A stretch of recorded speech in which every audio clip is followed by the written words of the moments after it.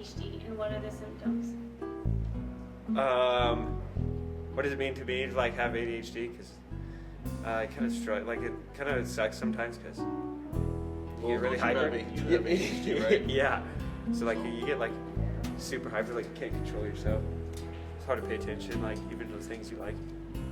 Yeah. I think when you have ADHD, it's like you're always restless and you don't like pay attention to anything. So it's like you're doing one thing and then you can't focus on that one thing, so you're like freaking out over the other thing, like a squirrel or something. Regarding ADHD, I think it definitely chooses its path of showing itself through different people. Like I've noticed a lot of people use it to really output a lot more than they normally would in life and be more fit, and like use that ability for sports. And there's other people who kind of use it more for a destructive purpose and don't really do well with it and don't handle it very well. What about OCD? I know OCD, like you like everything has to be perfect, even like down to the smallest, weirdest things. Yeah. I think OCD is like, it's kind of a difficult one to describe. It's like, there's different forms of it, right? And there's just, some people, it's different for some people. Some people have like, one where it's just, I have to have this here or this here all the time, no matter what, or I'll go insane. Like I'll probably have a panic attack. As to OCD and how that would work, OCD really, depending on the person, if it's a major case, can be a really dampening thing on life and how people deal with it. Like there are people who have to twist a door handle 3 or 4 times, or even count every tile or grain of salt before they can move on.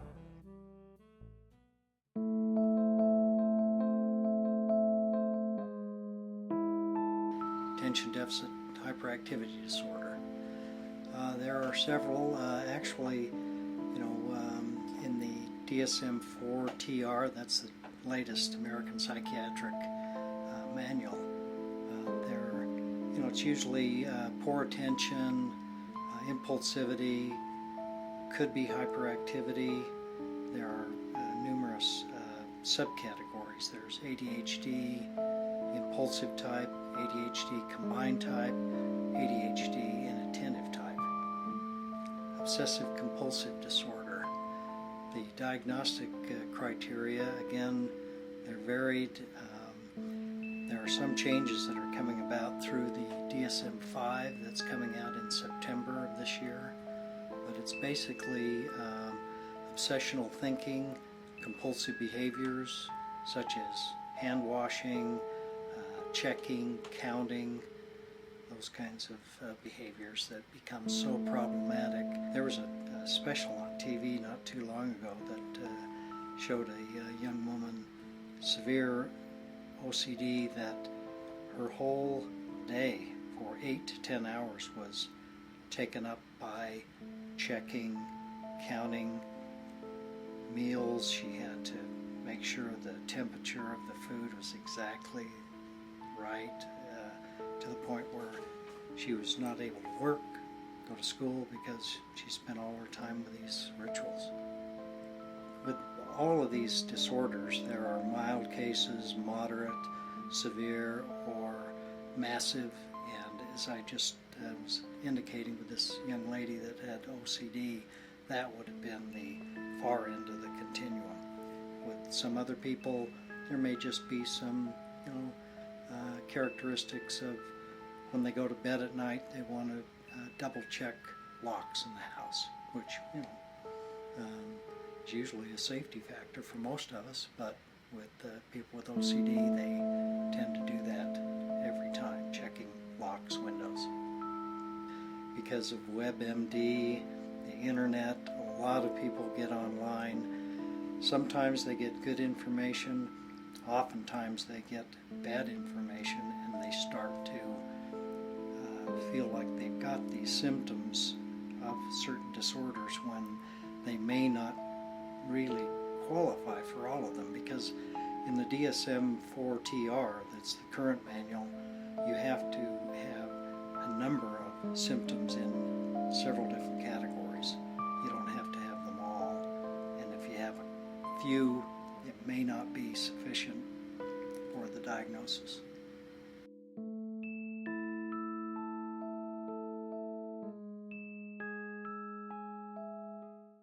What is your daily life with this disorder? My daily life with this disorder usually comes, it depends on some days. On like other days, one day I'll be like, and it depends on if I take my meds or not. So one day I'll be more attention deficit, so I won't be focused as much. And then other days I can't shut up. I can't keep my mouth shut. Well, with medicine, it's sort of normal for me. It's just that during school, I usually have to draw in order to pay attention. Because if I'm like not doing anything active, then I just can't focus on a certain subject.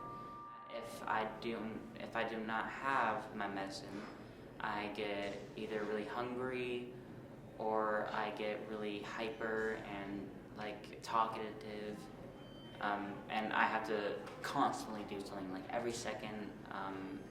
Usually like I said, I have to talk to somebody, I have to draw, and usually I don't get my work done. School is like impossible. My school life is a lot more convoluted, mostly because I'm in high school, and it's convoluted to begin with, and hard to manage, and with ADHD it's not. Managing and organizing aren't really things that I can do. I can try, and then I'll be distracted by something else. Tests are another pain. I have to find something to distract me, and luckily for me, that's drawing, and and drawing allows me to focus as well. However, I still don't do homework, and that's a problem, as you can tell. So yeah. What stereotypes laughing do at? others have towards you and your illness? What? What? There are days where I can't. Artist block hits me, and that sucks, but that's not a part of the question you asked. People who don't know I have ADHD usually think I'm just funny, and I'm trying to be funny while I'm not trying to be funny. I just say things that sound funny. I guess from what I've seen, what they think about me is they think I'm really comedic. They're fun. That I'm funny. I guess that's why lots of people like to be around me sometimes. Some of them may think I'm just trying to be the center of attention, just because I'm so active. How do you feel about people who self-diagnose? I think that's really dumb to self-diagnose. You shouldn't assume you have a disorder because you felt sad because a pigeon died. You shouldn't think you have major depression. You shouldn't think you have OCD because you like numbers. There are people, and if you think you have an illness, then find someone that knows about the illnesses and is trained. Your friend can help you, but a psychologist can treat you. I don't know. I mean, they may say that they have ADHD because, they might be comedic.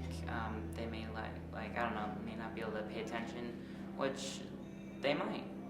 I mean, you can't judge a person, but if they really don't, I suggest maybe not playing around with that, because ADHD isn't all fun and games. It is hard. People get bullied from it sometimes, because people like that usually try to fit in with people, and it tends to not work sometimes. Well, like I said, focusing on stuff, you really want to do a project that you like, but you just can't focus on it. You notice different things like surroundings and bright colors, and so you just can't focus on it. My daily life with OCD is a little different, I'd say. It's, I don't know how I would describe it. It's like anybody else's regular life, but you added a little touch to it, or a little add-on. I like things to be perfect. When I do my makeup, I try to make it as symmetrical as possible. Always gotta have my eyeliner on point, etc. When things look nice, I feel more comfortable. OCD, I wouldn't say it necessarily prevents me from doing what I want, but it does add on a challenge. I take a little longer than the due date sometimes if I go into a big project. Say I have to do, I don't know, A, B, and C for a humanities project or something like that, and we have to create the billboard, and we have to do the PowerPoint, and we have to write out the essay paper and whatnot. I almost feel like I'll do so much detail, or I want the corners to be rounded just right, or I want the color scheme to look this good, that I'll get caught up in that, and then I won't finish the project on time. Everybody has their level, I guess you can say, their little scale. So it's like some people that see this chair that's a little bit off could either be like, oh, it's no big deal, I can deal with it, or it'd have to be absolutely perfect before I even start the interview. It just depends on who you meet. Don't label yourself. Because there's a difference between labeling and having an assumption. Some people still discriminate. They look at the person with an illness and they go, she's weird. She's a problem. He's not very approachable, or he has to be treated differently because he's special. But I would say that there's definitely some glamorized too a little. People get different assumptions and whatnot, and some people want to have these illnesses because they get special privileges. I'd have to say I'm kind of disappointed in the people who do that, because it's like, it's about the same as stereotyping. It's like, you shouldn't be envious. First of all, some diseases are life-threatening. Second, you're fine just the way you are, whether you're quote unquote normal or OCD or not, so don't be envious of someone else and enjoy what you have. The only advice I'd have to say is, if you hear about somebody who has OCD or something else, or ADHD or anxiety, like extreme anxiety, just don't be so quick to judge. Take a chance and say hi. Maybe sit with somebody at the lunch table, because there are lots of problems with high school bullying anyways, and there are cliques, and this happens in college, in the real world, everywhere, and I think people just need to take a step and talk to somebody. It doesn't matter what they have, because their personality might be uncomparable to normal Ned over there, you know? That's what I have to say. That's the advice I have to give.